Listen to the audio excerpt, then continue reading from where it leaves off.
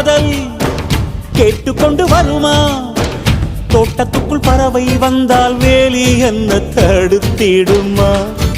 காதல் காட்டு செடி போலே கட்டளைகள் போடும் போதும் பூக்கள் பூக்க மறுத்திடுமா?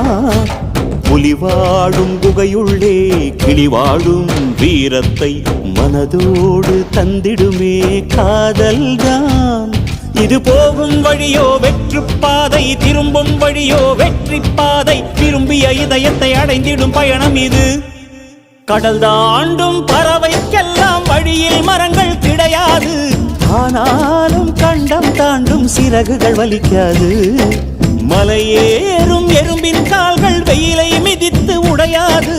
மனதோடு காதல் வந்தால் மனிதா தடையேது.